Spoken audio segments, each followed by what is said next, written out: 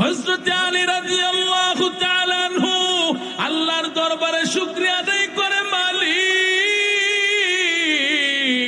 তুমি আমাকে দুনিয়ার জমিনে ধন সম্পদ দাও নাই, তুমি আমাকে টাকা পয়সা দান করো নাই। আল্লাহ আমার কোনো আফসোস নাই, আমার কোনো দুঃখ নাই, কষ্ট নাই।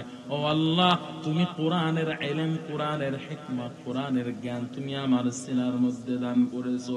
ও মালিক আমি তোমার প্রতি খুশি হয়ে গেছি, আমি তোমার প্রতি বড্ড খুশি হয়ে গেছি।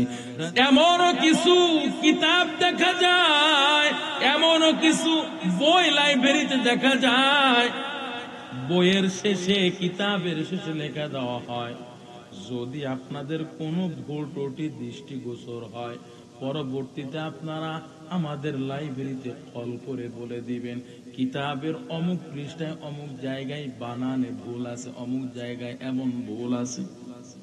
আপনারা আমাদেরকে জানিয়ে দিবেন, পরবর্তীতে আমরা সংস্কার করে দেব।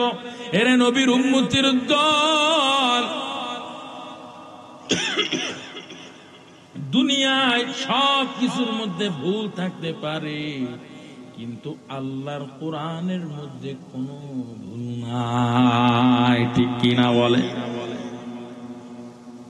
আল্লাহ পাক আমাদের জন্য এমন একটা কিতাব, এমন একটা দামি সম্পদ দিলেন রে মুমিন। আল্লাহ পাক গোটা পৃথিবীর সমস্ত মানুষদের সামনে চ্যালেঞ্জ ছুড়লেন। কি চ্যালেঞ্জ?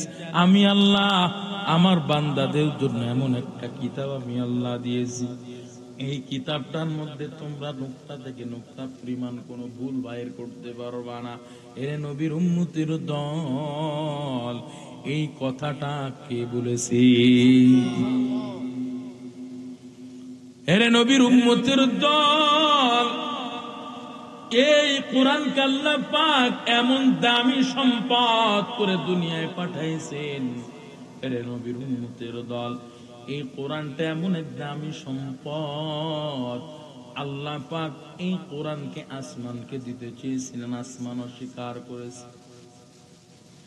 এই কোরআনকে আল্লাহ পাক দিতে চেয়েছিলেন, জমিনকে দিতে চেয়েছিলেন। জমিন বলে আল্লাহ আপনার এই কোরআনের আমানত আমি জমিন হেফাজত করতে পারবো না। আল্লাহ, এরে নবীর উম্মতির দল, আল্লাহ পাক বলেন ইন্না আরাজনাল আমানাতা আলাস সামাওয়াতি ওয়াল আরদ ওয়াল জিবাল ফাআবাইনা আন ইয়াহমিলনাহা ওয়া আশফাকনা মিনহা ওয়া হামালাহাল ইনসান। আল্লাহ পাক আসমানকে দিতে চেয়েছিলেন, জমিনকে দিতে চেয়েছিলেন, আসমান জমিন অস্বীকার করেছে। এরপর এই কোরআনের আমানত আল্লাহ পাহাড়কে দিতে চেয়েছিলেন। পাহাড় কি বলে জানেন? লাউ আনজালনা হাযাল কুরআন আলা জাবালিন লারাআইতাহু খাশিআম মুতাসাদ্দিআম মিন খাশিয়াতিল্লাহ ওয়া তিলকাল আমসালু নাযরিবুহা وتلك الأمثال نضربها للناس لعلهم يتفكرون। জবান খুলে বলেন আল্লাহু আকবার, আর একটু আওয়াজ করে বলেন আল্লাহু আকবার। এ কালামে জিন্দা কুরআনে হাকিম حكمتي لا يزال اسمت قديم جميع العلم في القرآن حكيم تقاصرت عنه فحام الرجال بخا قرآن كلام الله بشر قديم استي قديم استي نينو ভাইরা আমার, আল্লাহ পাক রব্বুল আলামিন পাহাড়কে কোরআনের আমানত দিতে চাইলেন। এই পাহাড় আল্লাহর এই কোরআনের আমানত হিসেবে হেফাজত করতে পারবে না। এরে নবীর উম্মতির দল, সর্বশেষ আল্লাহ পাক রব্বুল আলামিন দুর্বল বান্দার ছোট্ট ছোট্ট বাচ্চাদের হৃদয়ের সিনার মধ্যে আল্লাহ হেফাজত করেছেন। আল্লাহ এরে নবীর উম্মতের দল, আল্লাহ পাক দুর্বল মানুষের হৃদয়ের সিনার মধ্যে এই কোরআনকে হেফাজত করেছেন। এরে নবীর উম্মতের দল, জবানটা খুলে বলেন কোরআনের হেফাজত করেছেন কি? আল্লাহ বলেন ইন্না নাহনু নাযালনা যিকরা ওয়া ইন্না লাহু লাহাফিজুন। আমি আল্লাহ এই কোরআন দিয়েছি, আমি আল্লাহ আবার হেফাজত করব। জবানটা খুলে বলেন কে হেফাজত করবে? কাদের কুদরত দারি বারকামাল আনতা রব্বি আনতা হাসবি জু জালাল তুহি কাদের জলিলুল্লাহ জাহাদার বহর হালে तू ही मेरा निगाहदार या इलाही तू मेरा माबूद है या इलाही तू मेरा माशूक है या इलाही मुझसे मुझको दूर कर ताके देखो मुझ में तुझको एक नजर। ভাইরা আমার, এই দামি সম্পদের সংস্পর্শে যারা গিয়েছে আল্লাহ পাক তাদেরকে যুগে যুগে নয়, আল্লাহ পাক তাদেরকে সব সময় সম্মান ইজ্জত বাড়ায় দিয়েছেন। কেমন হে মুমিন, আল্লাহ নিজেই বলেন ইরফাইল্লাহুল্লাযীনা আমানু মিনকুম ওয়াল্লাযীনা উতুল ইলমা দারাজাত ওয়াল্লাহু খাবীর ওয়াল্লাহু খাবীরুম বিমা তা'মালুন।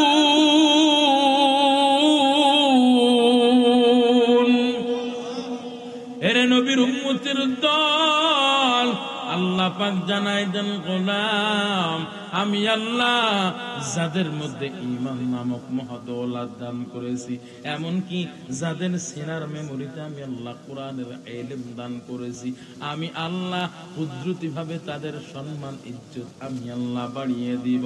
এরে নবীর উম্মতের দল, এই জন্য আল্লাহর নবীর সাহাবী হযরত আলী রাদিয়াল্লাহু তাআলা আনহু আল্লাহর দরবারে শুকরিয়া আদায় করে, মালিক তুমি আমাকে দুনিয়ার জমিনে ধন সম্পদ দাও নাই, তুমি আমাকে টাকা পয়সা দান করো নাই। আল্লাহ আমার কোনো আফসোস নাই, আমার কোনো দুঃখ নাই, কষ্ট নাই। ও আল্লাহ তুমি কোরআনের ইলম, কোরআনের হিকমত, কোরআনের জ্ঞান তুমি আমার সিনার মধ্যে দান করেছো। ও মালিক আমি তোমার প্রতি খুশি হয়ে গেছি, আমি তোমার প্রতি বড্ড খুশি হয়ে গেছি। রাজিনা কিসমাতাল জাব্বার ফিনা لنا علم وللأعداء مال فإن الماء ليفنى عن قريبين وإن العلم يبقى لا يزال علم رائع جاز كردن بحساب خلق رادا جن جواب بصواب। বাইরামা আল্লাহ পাক রব্বুল আলামিন যাদের হৃদয়ের মেমোরিতে, যাদের সিনার মেমোরিতে আল্লাহ পাক রব্বুল আলামিন কোরআনের হেফাজত করেছেন। এরে নবীর উম্মতের দল, আপনারা বিভিন্ন এলাকার মধ্যে যাবেন, বিভিন্ন হেফজখানায় যাবেন, যে দেখবেন ছোট্ট ছোট্ট বাচ্চারা কষ্ট করে করে কোরআন হেফাজত করে, কোরআন মুখস্থ করে। রে মুমিন, আল্লাহ পাক যাদের সিনার মেমোরিতে কোরআন হেফাজত করেছেন, এই কোরআনের সংস্পর্শে যারা আসবে, এই কোরআনের সাথে যারা চলবে, এই কোরআনকে যারা মহাব্বত করবে, আল্লাহ পাক তাদেরকে যুগে যুগে নয় সব সময় ইজ্জত সম্মান বাড়িয়ে দিবেন। এরে নবীর উম্মতের দল, যারা কোরআনকে দিল থেকে মহাব্বত করবে, ভালোবাসবে, এই কোরআন কিয়ামতের ময়দানে বান্দার জন্য জান্নাতের সুপারিশ করবেন। আল্লাহু আকবার। এরে নবীর উম্মতের দল, আজকে যারা কোরআনের হাফেজ হয়েছে রে মুমিন, বিভিন্ন মাদ্রাসার মাহফিলে দেখবেন হাফেজ কোরআনদেরকে মাথায় পাগড়ি দেওয়া হয়। কথা বলেন কি? হাফেজে কোরআনের মা বাবাদেরকে বিভিন্ন সম্মানী দেওয়া হয়। এরে নবীর উম্মতির দল, এটা তো দুনিয়ার একেবারে সামান্য সম্মান, কিন্তু কিয়ামতের ময়দানে আল্লাহ পাক একজন কোরআনের হাফেজকে আল্লাহ পাক কেমন পাওয়ার দিবেন জানেননি?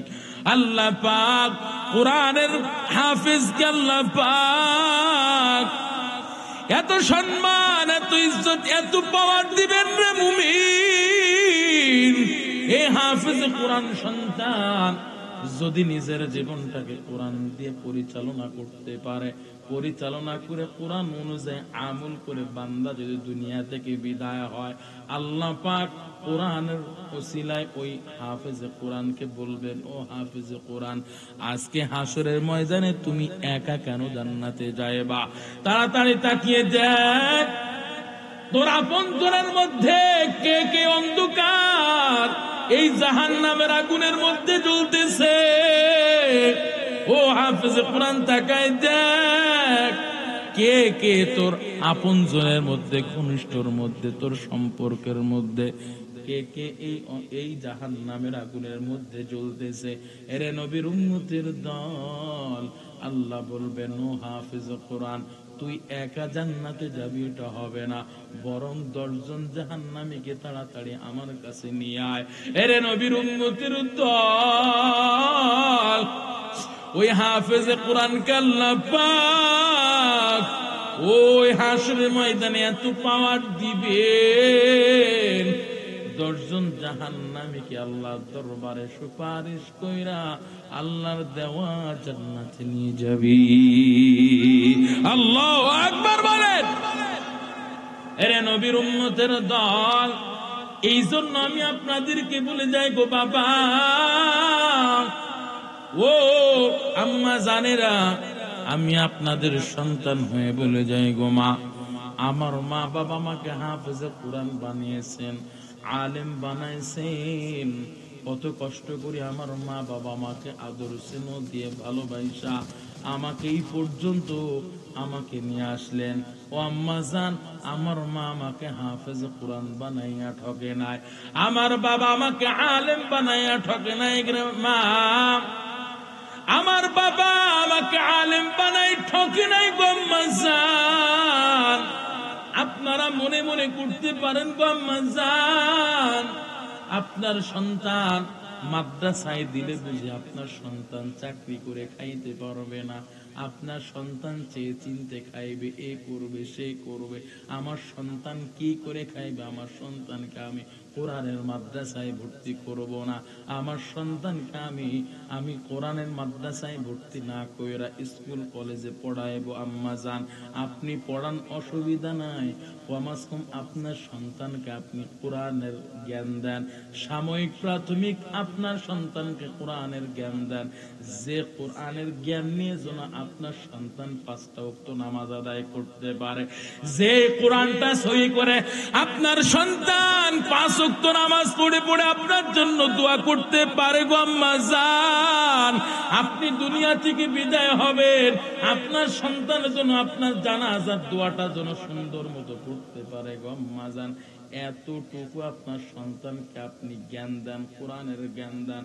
আম্মা জান, আপনার সন্তান ইঞ্জিনিয়ার হবে, আপনার সন্তান বড় ডক্টর হবে, আমরাও চাই আপনার সন্তান ডক্টর হবে, তবে আপনার সন্তানকে কোরআন মাইনাস করে আপনার সন্তানকে আপনি ডিগ্রিওয়ালা বানাইবেন, বড় বড় অফিসার বানাইবেন, হাজারো যা কিছু করবেন, আপনার সন্তানকে কোরআন মাইনাস করলে আপনার সন্তান আপনার জন্য দোয়াটাও করতে জানবে না, ঠিক কি না?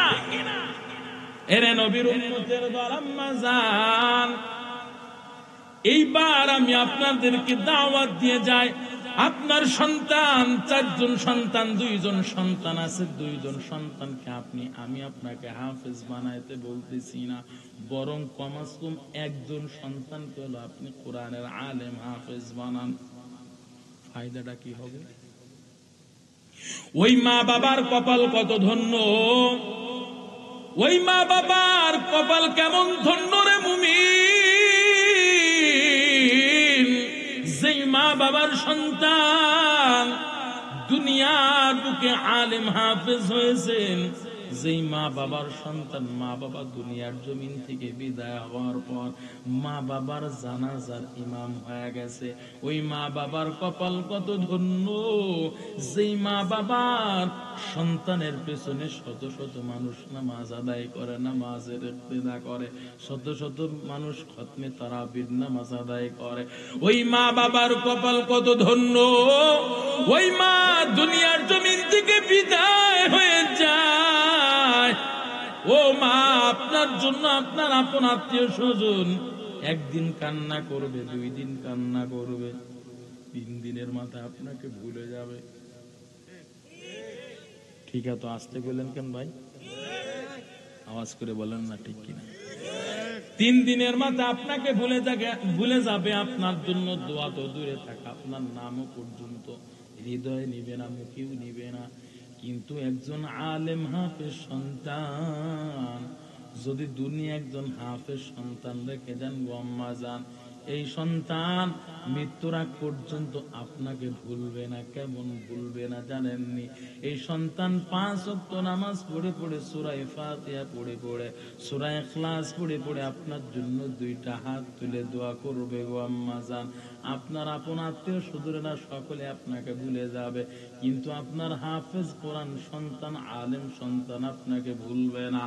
বরং কোরআন তেলাওয়াত করে করে আল্লাহর কাছে 2টা হাত তুলে বলবে, আল্লাহ, ওই মাকে অন্ধকার ঘরের মধ্যে ফেলায় রেখে আসলাম গো মালিক, ওই বাবাকে অন্ধকার ঘরের মধ্যে শুয়ায় রেখে এসেছি গো আল্লাহ, ওই মাকে একবার কল করে খোঁজ নিতে পারি না, মা তুমি অন্ধকার ঘরের মধ্যে কেমন আছো? বাবাকে একবার কল করে খোঁজ নিতে পারি না, বাবা তুমি অন্ধকার ঘরের মধ্যে কেমন আছো? ও আল্লাহ, মা বাবার রুহের মাগফিরাত কামনা একটা পড়া কোরআন তেলাওয়াত করলাম, আমার মা বাবার অ্যাকাউন্টে তুমি সওয়াবটুকু পৌঁছায় দাও। এরে নবীর উম্মতের দল, সন্তান আলেম সন্তান, হাফেজে কোরআন সন্তান, আলেম সন্তান আপনার জন্য দুনিয়ায় বসে বসে আপনার জন্য কোরআন পড়বে, আর আল্লাহ ওই মৃত মা বাবার অ্যাকাউন্টে সওয়াব পৌঁছাই দিবি। এরে নবীর উম্মতের দল, এই জন্য বলবো বাবা, কোরআনের সংস্পর্শে আসেন, কোরআনকে মহব্বত করেন, সন্তানদেরকে কোরআনের আলেম হাফেজ বানায় যান। এই কোরআন এমন এক দামি সম্পদ, আল্লাহ পাক পয়গম্বর আদমের উপরে কোরআন নাজিল করেন নাই, পয়গম্বর মুসার উপরে কোরআন নাজিল করেন নাই রে যুবক। এই কোরআন আল্লাহ পাক পয়গম্বর ঈসার উপরে নাজিল করেন নাই, পয়গম্বর দাউদের উপর আল্লাহ কোরআন নাজিল করেন নাই। আল্লাহ পাক রব্বুল আলামিন মুহাম্মাদুর রাসূলুল্লাহ, আখিরি নবী, আমাদের নবী মুহাম্মাদুর রাসূলুল্লাহ সাল্লাল্লাহু আলাইহি ওয়াসাল্লামের উপরে কোরআন নাজিল করেছেন।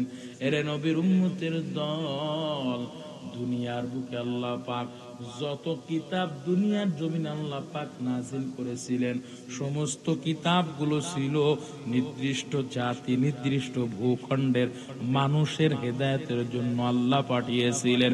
তাওরাত কিতাবকে আল্লাহ পাক নির্দিষ্ট জাতি, নির্দিষ্ট ভূখণ্ডের মানুষের জন্য আল্লাহ পাক পাঠিয়েছিলেন।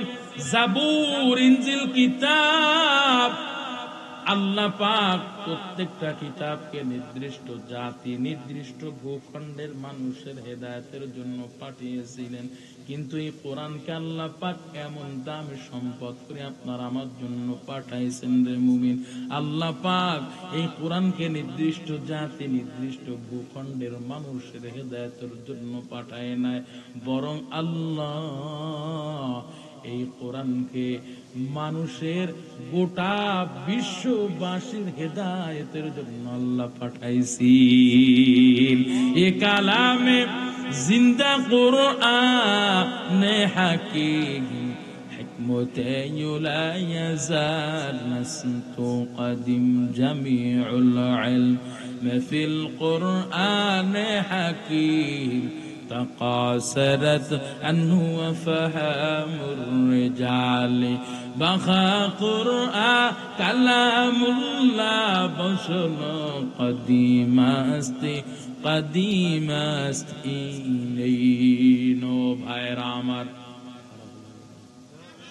চলবে কতক্ষণ ওরে বাবা মেলা গলা মনে হচ্ছে মেশিন না দুইটা হাত তোলেন জবান খুলে বলেন আল্লাহু আকবার আর একটা আওয়াজ করে বলেন আল্লাহু আকবার নারায়ে তাকবীর দিন ইসলাম জিন্দাবাদ জিন্দাবাদ নারায়ে তাকবীর আল্লাহ কবুল করেন বলেন তাহলে জেগে আছেন তো আমি অনেক দুর্বল ভাই মানে আমার গতকাল তার আগের দিন মাহফিল ছিল কক্সবাজার থেকে মাহফিল করে আসছি ফেনী গতকাল মাহফিল করছি ফেনী থেকে মাহফিল করে মানে আমার বাড়ি তো যশোরে আপনারা হয়তো জানেন হ্যাঁ যশোরে আই একটা ঘন্টা ঘুমাইতে পারিনি ভাই একটা ঘন্টাও না মানে কোনো ঘুম নাই এই যে এখানে আসছি খাবারটা খেয়ে দেখেছি মাত্র 8-10 মিনিট সময় আছে একজনকে বললাম তাড়াতাড়ি বালিশ একটু মাথাটা একটু বালিশ করে দিই মানে অনেক দুর্বল এই দুর্বলতার ভিতরেও বয়ান করতেছি এখন যদি আপনারা চুপচাপ বয়ে থাকেন তাহলে কি হইব জবান খুলে বলেন আল্লাহু আকবার ভাইরা আমার তাহলে কোরআনকে মহব্বত করতে হবে কোরআনের সংস্পর্শে আসতে হবে কথা বলেন ঠিক কোরআনকে যদি মহব্বত করতে পারেন এই কোরআন আল্লাহর নবী কয় এই কোরআন বান্দাকে সুপারিশ করে জান্নাতে নিয়ে যাবে আল্লাহ পাক বললেন যালিকাল কিতাবু লা রাইবা ফি আমি আল্লাহ এমন একটা কিতাব তোমাদের জন্য দিলাম যার মধ্যে কোনো ভুল নাই হুদাল্লিল মুত্তাকিন মুত্তাকিদের জন্য হেদায়েত এরে নবীর উম্মতের দল মুত্তাকি কাদেরকে বলা হয় যারা আল্লাহর ভয়ে ভীত হয়ে সামান্য থেকে জাররা বিন্দু থেকে বিন্দু পরিমাণ গুনাহের কাছ থেকে হেফাজত থাকে তাদেরকে বলা হয় মুত্তাকি মুত্তাকিদের এক নাম্বার গুণ আল্লাহ পাক বর্ণনা করলেন আল্লাহ বলেন আল্লাযীনা ইউমিনুনা বিল গায়ব যারা অদৃশ্যের উপরে আল্লাহর গায়েবের উপর বিশ্বাস স্থাপন করবে তারাই হলো মুত্তাকি এরে নবীর উম্মতের দল আল্লাহ নবী রাহমাতুল লিল আলামিন সাহাবায়ে কেরামদেরকে জিজ্ঞাসা করতেছেন আপনারা যেমন আমার সামনে বসে আছেন সাহাবায়ে কেরাম আল্লাহ নবীর সামনে বসে আছেন আল্লাহর নবী কয় ও আমার সাহাবীরা আমি তোমাদের কাছে একটা প্রশ্ন করতে চাই সাহাবায়ে কেরাম কয় পয়গম্বর কি প্রশ্ন করবেন করতে পারেন আল্লাহর নবী রাহমাতুল লিল আলামিন সাহাবা আজমাইনদেরকে প্রশ্ন করেন ও আমার সাহাবীরা বলো কাদের ঈমানটা বেশি দামি এবং কাদের ঈমানটা বেশি পাওয়ারফুল ঈমান সাহাবায়ে কেরাম কয় আল্লাহ সাহাবায়ে কেরাম কয় পয়গম্বর ফেরেশতাদের ঈমানটা বড় দামি ঈমান আল্লাহর নবী কয় ও সাহাবীরা ফেরেশতাদের ঈমান কেমনে দামি হয় ফেরেশতারা তো সব সময় আল্লাহকে দেখে আল্লাহকে দেখে ইবাদত করে আল্লাহকে দেখে আল্লাহর নামের গুণগান গায় কথা বলেন ঠিক কেমনে দামি আল্লাহকে তারা দেখে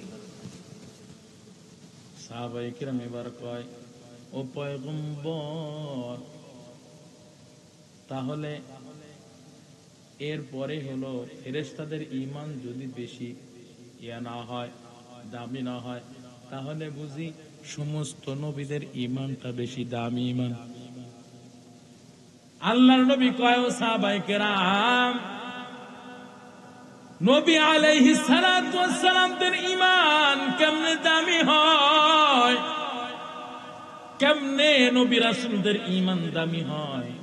সব সময় তো তাদের উপরে আল্লাহর খাস রহমত নাজিল হয়, নবীদের উপরে সব সময় তো আল্লাহর ওহী নাজিল হয়, আল্লাহর সব কিছু বিধিবিধান নবীদের উপরে নাজিল হয়। নবীদের ঈমানটা আবার কেমনে দামি ঈমান হয়, এটা আমার বুঝি আসে না।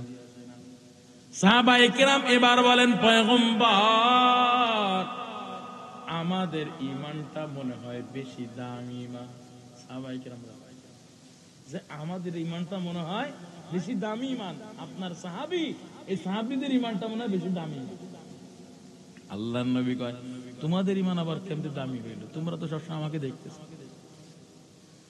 আল্লাহর যত বিধি বিধান আমার উপর নাজিল হয়, সমস্ত বিধি বিধানগুলো আমি তোমাদের সামনে ওপেন বলে দিচ্ছি। কেমন জানি তোমরা স্বচক্ষে দেখতেছো, এই বিধানটা এমন, ওই বিধানটা এমন। জাহান্নামের বয়ান করলে কেমন জানি মনে হয় তোমাদের সামনে জাহান্নাম উপস্থিত আছে, জান্নাতের বয়ান করলে কেমন যেন জান্নাত তোমাদের সামনে উপস্থিত আছে। আমি নবীকে তোমরা সরাসরি দেখতেছো, তোমাদের ঈমান আবার কেমনে দামি ঈমান হয়? সাহাবায়ে কেরাম চুপ হয়ে গেছেন, আর কোনো কথা বলে না। হাদিসের মধ্যে আছে, মায়ার নবী রাহমাতুল লিল আলামিন কয়, ও সাহাবায়ে কেরাম, কাদের ঈমানটা বড় দামি ঈমান তোমরা জানো না? সাহাবায়ে কেরাম চুপ করে আছে। আল্লাহর নবী এবার জবাব দেয়। কে জবাব দেয়? আল্লাহর নবী জবাব দেয়, কাদের ঈমানটা বড় দামি ঈমান জানো? কাদের ঈমানটা বড় দামি ঈমান? আমার ওই সমস্ত উম্মতদের দামি ঈমান, আমার ওই সমস্ত উম্মতদের ঈমানটা বড়ই দামি। আমাদের সমস্ত উম্মতেরা শেষ জামানায় আসবে, যারা কোনোদিন আল্লাহকে দেখে নাই, যারা কোনোদিন আল্লাহর জাহান্নামের আযাবও দেখে নাই, কিন্তু আল্লাহকে না দেখেও আল্লাহকে বিশ্বাস করবে যে আল্লাহ একজন আছেন। কথা বলেন ঠিক কি না?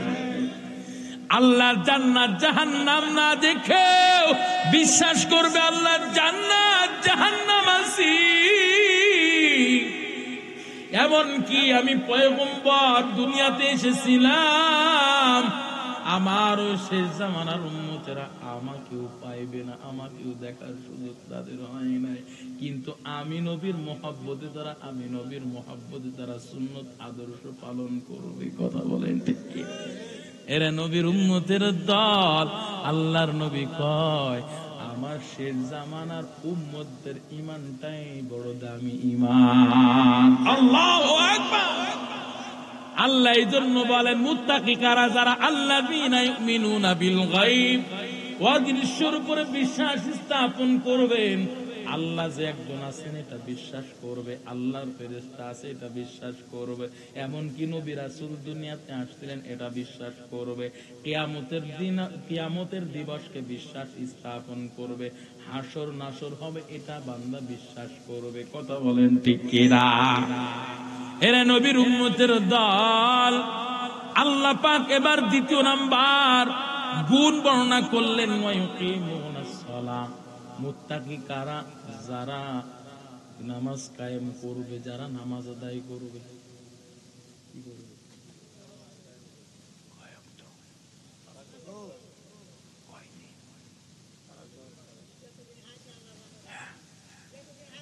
এক কথা বলেন না কেন? জিকির করেন, লা ইলাহা। ওরে বাবা, এই টাকাটা উল্লেখ করলো কিনা? আমি কি টাকা দিলাম না শুন নাকি?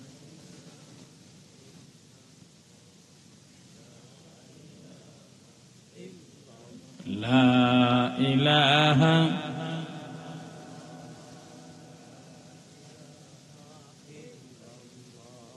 লা ইলাহা ইল্লাল্লাহু মুহাম্মাদুর রাসূলুল্লাহ। ভাইরা আমার, আল্লাহ পাক বললেন ওয়ায়ুকিমুনাস সালাহ, নামাজ কায়েম করবে যারা তারাই হলো মুত্তাকি। এরা নবীর উম্মতের দল। আল্লাহ পাক তো আমাদের উপরে সর্বপ্রথম 50 ওয়াক্ত নামাজ দিয়েছিলেন। কয় ওয়াক্ত? 50 ওয়াক্ত নামাজ কেমনে 5 ওয়াক্ত আইলো, এই ঘটনা আজকে বলার সুযোগ নাই। যদি আল্লাহ পাক কোনোদিন রিজিক আশপাশে কোথাও লিখে রাখেন, সেদিন আপনাগুলোকে দেখা হইব আর বলে দেবো ইনশাআল্লাহ। তবে এতটুকু বলি, 50 ওয়াক্ত নামাজ থেকে আল্লাহ পাক 5 ওয়াক্ত দিয়েছেন। এই 5 ওয়াক্ত নামাজ উম্মতের আদায় করেন, ঠিক না? আমাদের মধ্যে তো কয়েক প্রকার মুসল্লি আছে। এক নম্বর হলো নিয়মিত মুসল্লি, 5 ওয়াক্ত নামাজ ঠিক মতো পড়ে আল্লাহর বান্দা, এমনকি আজানের আগে মসজিদে হাজির হয়, আছে না? দ্বিতীয় প্রকার মুসল্লি, এর নাম হলো শুকরালি মুসল্লি। এই শুধু শুক্রবারে নামাজে হাজিরা দেয়, তাছাড়া আর কোনোদিন নামাজের ধার ধারে না। এই ঠিক আছে, আসতে বললেন কেন? মানে শুকরালি মুসল্লি বেশি আপনারা না, এই জন্য ঠিক আসতে বলতেছেন। তৃতীয় প্রকার মুসল্লি, এই তো একদিন পরে আইতাছে রমজানানি মুসল্লি।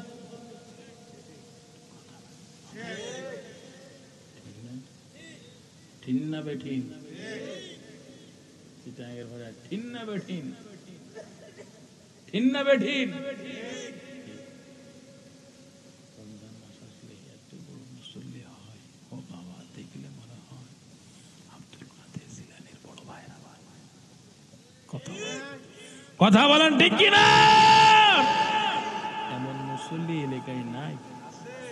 ও বাবা, আপনাদের দোষ, আপনারা নিজেরা গালি করবেন তো আমার কিছু। ভাইরা আমার, এইরকম প্রকার মুসল্লি হলে হবে না। আমরা মুসলমান 5 ওয়াক্ত নামাজের ধার ধারি না, নামাজ পড়ি না, এটা আমাদের জন্য পোড়া কপাল, হতভাগা। কথা বলেন ঠিক কিনা? মায়ার নবী কয়, আউয়ালু মা ইউহাসাবু বিহিল আবদু ইয়াউমাল কিয়ামাতিস সালাহ। কিয়ামতের দিন এমন একটা দিন হবে, ইয়াউমুল হিসাব, যেদিন আল্লাহ পাক বান্দাদের হিসাব গ্রহণ করবেন। বান্দার আমলনামা নিয়ে আল্লাহর দরবারে উপস্থিত হবে। ওই দিন আল্লাহ পাক বান্দাদের ভিন্ন কোন অন্য কোন আমলের হিসাব আগে নিবে না। সর্বপ্রথম আল্লাহ পাক ইয়াউমুল হিসাবের দিন, হিসাব গ্রহণের দিন, বান্দারা লাইনে দাঁড়িয়ে থাকবে আমলনামা নিয়া। সর্বপ্রথম বান্দার আমলনামা থেকে আল্লাহ পাক নামাজের হিসাব আগে নিবেন, ঠিক না? মায়ার নবী হাদিসের মধ্যে জানায় দেন, আউয়ালু মা ইউহাসাবু বিহিল আবদু ইয়াউমাল কিয়ামাতিস সালাহ। এর নবীর উম্মতের দল, আজকে আমি আপনি কেমন দুর্ভাগা মুমিন রে। আজকে 5 ওয়াক্ত নামাজ আমি আপনি ঠিক মতো আদায় করতে পারি না, করি না। এর নবীর উম্মতের দল, মুত্তাকি যারা, তারা নামাজ এক ওয়াক্ত কাজা দিবে না, নামাজ কায়েম করবে। 3 নাম্বার গুণ আল্লাহ পাক জানাই দিলেন, মুত্তাকি তারা যারা আল্লাহর সম্পদ হতে, আল্লাহর দেওয়া ধন সম্পদ থেকে আল্লাহর রাহে খরচ করবে। জবানটা খুলে বলেন, কার রাহে খরচ করবে? আল্লাহ সন্তুষ্টর জন্য খরচ করবে। এর নবীর উম্মতের দল, আজকে আপনারা আমার কথাই মনে করতে পারেন, হুজুর মনে হয় কালেকশনের জন্য বয়ান করতেছে। না না রে বাবা, আমি আপনাদের এটাই বুঝাই দিতে চাই, দান করাও এটা মহৎ গুণ, আল্লাহর দরবারে কবুলিয়াতের একটা মাধ্যম। এই দানের উসিলায় আল্লাহ পাক বান্দাকে কিয়ামতের ময়দানে নাজাত দিয়ে দিবেন রে মুমিন। এর নবীর উম্মতের দল, আমি আয়াতটা তেলাওয়াত করলাম এই জন্যই, আজকে আপনাদের মন মানসিকতা অনেক ভালো। আমি মুহতামিম সাহেব থেকে খোঁজ নিয়েছি, আপনাদের প্রিন্সিপাল সাহেব বলেছেন, আমার এলাকার মানুষরা অনেক মহব্বত করে, মাদ্রাসা প্রতিষ্ঠানকে মহব্বত করে, এই মসজিদকে অনেক মহব্বত করে। এর নবীর উম্মতির দল, আপনারা কি জানেন এই মাদ্রাসা মসজিদ গুলো কিয়ামতের ময়দানে আপনাদের জন্য সুপারিশ করবে? আল্লাহু আকবার।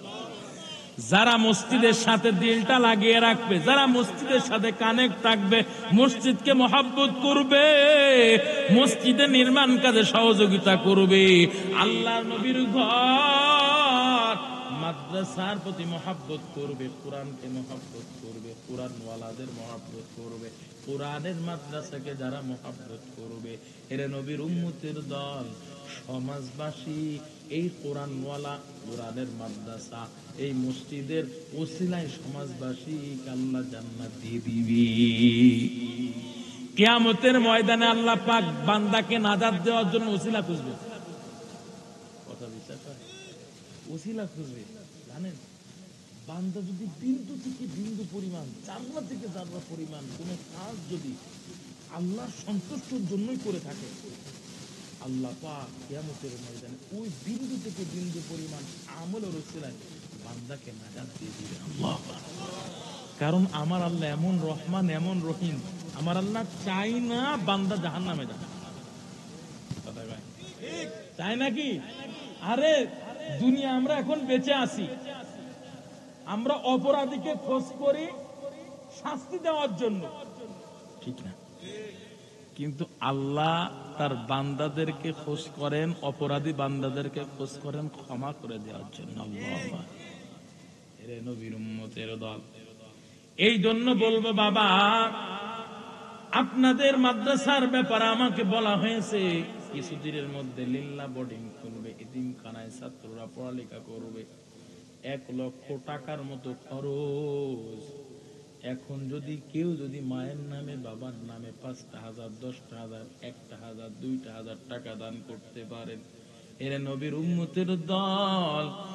যেই মা বাবা দুনিয়ার জমিন থেকে বিদায় হয়ে গেল, মা বাবা অন্ধকার ঘরের মধ্যে কি অবস্থা আছে আমরা জানি না, একটা বার কল করে খোঁজ নিতে পারে না, মা তুমি কেমন আছো? ওই মা বাবার কথাকে একটু আপনাদের স্মরণ হয় না রে বাবা? ওই মা বাবার কথা কি একটু কলিজায় মনে পড়ে না, অন্তরে মনে পড়ে না? কেন দিলটা এত পাথর হয়ে গেছে? আপনাকে আমাকেও তো একদিন দুনিয়া থেকে বিদায় হয়ে যেতে হবে। আজকে যদি আপনার সন্তানের সামনে আপনি আপনার মা বাবার জন্য দান সদকা না করেন, আপনার সন্তানও কিন্তু আপনার জন্য কোনো দান সদকা করবে না। কথা বলেন ঠিক কি না? আল্লাহর নবীর সাহাবী হযরত উসমান রাদিয়াল্লাহু তাআলা আনহু কেমন দানশীল সাহাবী, আল্লাহর নবীর দরবারে এসে উপস্থিত হয়েছেন। আল্লাহর নবীর মনটা বড় বেজার, আল্লাহর নবীর মনটা বড় বেজার। উসমান মনে করতেছে আল্লাহর নবী মনে হয় আমার প্রতি নারাজ হয়েছে কোনো কারণে, না হইলে আল্লাহর নবী কেন মনটা বেজার করে আমার সামনে বসে আছে? আল্লাহর নবীর কাছে জিজ্ঞাসা করতে পারতেছে না, পয়গম্বর কেন, কিসের জন্য মনটা বড় বেজার? সাহাবায়ে কেরামদেরকে জিজ্ঞাসা করতেছেন, সাহাবায়ে কেরামরা বলতেছে আল্লাহর নবীর মনটা বড় বেজার। উসমান তুমি জানো? কয় আল্লাহর নবীর ওই যে জমিনটা, ওই জমিনটা আল্লাহর নবীর বড়ই পছন্দ হয়েছে, ইহুদির জমিন। আল্লাহর নবী ইহুদিকে বলছে, ইহুদি ভাই তোমার জমিনটা বিক্রয় করে দাও। ইহুদি 1 লক্ষ টাকার জমিন আল্লাহর নবীর কাছে 10 লক্ষ টাকা চাইছে। আল্লাহর নবীর কাছে তো কোনো অর্থ নাই, কি করবে? আল্লাহর নবীর মনটা বড় বেজার যে আল্লাহর নবীর 1 লক্ষ টাকার জায়গা 10 লক্ষ টাকা আল্লাহর নবীর কাছে চাইছে, মনটা বড় বেজার হয়ে রয়েছে। এরে নবীর উম্মতের দল, উসমান রাদিয়াল্লাহু তাআলা আনহু আর থেমে থাকতে পারে না আল্লাহর নবীর মুখে হাসি ফোটানোর জন্য। আল্লাহর নবীর মহব্বতে ভালোবাসায়, আল্লাহর নবীর মহব্বতে ভালোবাসায় আল্লাহর নবীর কাছে বলতেছেন, পয়গম্বর আপনি যেই জমিটা ইহুদির সাথে দর করেছেন, ওই জমিনটা কেউ যদি আল্লাহ সন্তুষ্টর জন্য আপনার রাজি খুশিতে কেউ যদি দান করে দেয়, আপনি তার জন্য কি পুরস্কার দিবেন? মায়ার নবী রাহমাতুল লিল আলামিন কয়, উসমান যে জমিনটা দান করে দিবে আল্লাহর রাহে, আমি পয়গম্বর ওয়াদা করলাম, আমি পয়গম্বর ওয়াদা করতেছি ওই জমিনের দানকারীর ব্যাপারে আমি জান্নাতের 2টা বালাখানার দায়িত্ব নিয়ে নিলাম। যে দান করবে জান্নাতের 2টা বালাখানার দায়িত্ব আমি নিলাম। উসমান কয় পয়গম্বর যদি এমনই হয় তাহলে তো একটু এগিয়ে যাওয়া যায়। আল্লাহর নবীর সাহাবী উসমান চলে গেছেন ওই ইহুদির বাড়িতে। ইহুদির বাড়িতে যাওয়ার পর ইহুদিকে বলতেছে, ইহুদি ভাই, আল্লাহ নবীর সাথে কি জমি সংক্রান্ত আপনার সাথে কোনো কথা হয়েছে নি? বলে কত চাইছেন? কয় 10 লক্ষ টাকা চাইছি। উসমান কয় আপনার জমিনের দাম তো মাত্র 1 লক্ষ টাকা, আপনি 10 লক্ষ টাকা কেমনে চাইলেন? ও ভাই, ইহুদি ভাই একটু কমায় নেন। কই না উসমান, এখন যদি তুমি নাও তোমার কাছে আমি 30 লক্ষ টাকায় বিক্রয় করব, নতুবা 1 টাকাও আমি কম নিব না। কারণ কি, এতে জানে যে মোহাম্মদ কিনতে না পারলেও মোহাম্মদের এমন পাগলেরা আছে, এরা কোটি কোটি টাকা দিয়ে হলো মোহাম্মদকে কিনে দান করে দিবে। মোহাম্মদের এমনও সাহাবীরা আছে, মোহাম্মদ কিনতে না পারলেও মোহাম্মদের এমন পাগল ভক্ত সাহাবীরা আছে, তারা এই দুনিয়া যদি বিক্রি করে দেওয়া হয়, বিক্রি করে দিতে মন চায় তবুও দেবে, তবুও মোহাম্মদের সাহাবীরা মোহাম্মদের মন জয় করেই ছাড়বে। আল্লাহ, এরে নবীর উম্মতের দল, আল্লাহর নবীর সাহাবী উসমান রাদিয়াল্লাহু তাআলা যখনই 30 লক্ষ টাকা চাইছে, কয় হ্যাঁ অসুবিধা নাই। উসমান মনে মনে করতেছে, আরে 30 লক্ষ কেন, 60 লক্ষ টাকা চাইলো আমি নিব, কারণ আল্লাহর নবী খুশি হবে, আল্লাহর নবীর মনটা মানে বেজার হয়ে গেছে, আল্লাহর নবীর মুখে হাসি ফুটবে। আল্লাহু আকবার। এরে নবীর উম্মতের দল, উসমান রাদিয়াল্লাহু তাআলা আনহু 30 লক্ষ টাকা দিয়ে জমিন ক্রয় করে নিয়ে এসে আল্লাহর নবীর দরবারে উপস্থিত হয়ে বলতেছেন, পয়গম্বর, আমি আপনার সন্তুষ্টর জন্য আল্লাহর রাহে জমিটা আমি দান করে দিলাম। আল্লাহু আকবার। আল্লাহর নবী জিজ্ঞাসা, হে উসমান, তুমি কেন কিসের জন্য গেছো? কয় পয়গম্বর, আপনার মনটা খুশি করার জন্য আমি কামটা করলাম। তবে কয় টাকায় ক্রয় করছো? কয় আমি 30 লক্ষ টাকায় ক্রয় করেছি। আল্লাহর নবী হতভম্ব হয়ে গেছে, অবাক হয়ে গেছে। 1 লক্ষ টাকার জমিন 10 লক্ষ টাকা চাইলো, আবার উসমানের কাছে 30 লক্ষ টাকায় বিক্রয় করছে। সাহাবায়ে কেরাম কয়, পয়গম্বর, আপনার মহব্বতে, আপনার ভালোবাসায় উসমান যদি 60 লক্ষ টাকা চাইতো, 60 লক্ষ টাকা জমিনটা ক্রয় করতেন। আল্লাহু আকবার। মায়ার নবী খুশি হইয়া 2টা হাত তুলেছেন আল্লাহর দরবারে, আল্লাহর কাছে দোয়া করবেন। সাথে সাথে আল্লাহ পাক জিবরাইল আমিনকে পাঠিয়ে দিয়েছেন। জিবরাইল আমিন এসে কয়, পয়গম্বর, আপনি দোয়া করতেছেন, দোয়া করা লাগবে না, দোয়া আপনার করা লাগবে না, শুধু উসমানের দানের প্রতি আপনি খুশি হন নাই, সাহাবায়ে কেরাম খুশি হন নাই, বরং উসমানের দানের প্রতি আল্লাহ খুশি হয়ে গেছে। আল্লাহ খুশি হয়ে গেছে। কেমন খুশি হয়েছে জানেননি পয়গম্বর? আপনার ওয়াদা মতে আল্লাহ তো উসমানকে 2টা বালাখানা দিবে, জান্নাতে 2টা বালাখানা তো দিবেন, তো দিবেন। এমন কি যে জমিনটা দান করেছে, ওই জমিনটা আল্লাহ পাক দুনিয়ায় সাধারণ কোন জমিন বানান নাই। আল্লাহ পাক ওই জমিনকে এত সম্মানে সম্মানিত করেছেন, ওই জমিনটাকে আল্লাহ পাক দুনিয়ার বুকে রিয়াজুল জান্নাত, জান্নাতের অংশ বানাই দিয়েছি। যারা আপনারা হজে গিয়েছেন না, যারা আপনারা বাইতুল্লাহ কোথায় গিয়েছেন? মদিনা শরীফে গিয়েছেন। আল্লাহ নবীর রওজার পাশে সেই রিয়াজুল জান্নাহ আছে। এই জান্নাতের রিয়াজুল জান্নাহ মানুষরা নামাজ পড়ার জন্য সিরিয়াল দেয়, আগে থেকে অনুমতি দেয়। অনুমতি ছাড়া ওই রিয়াজুল জান্নাহ কেউ ঢুকতে পারে না। ওই জায়গাটায় উসমানের দান করা জায়গা। আল্লাহু আকবার।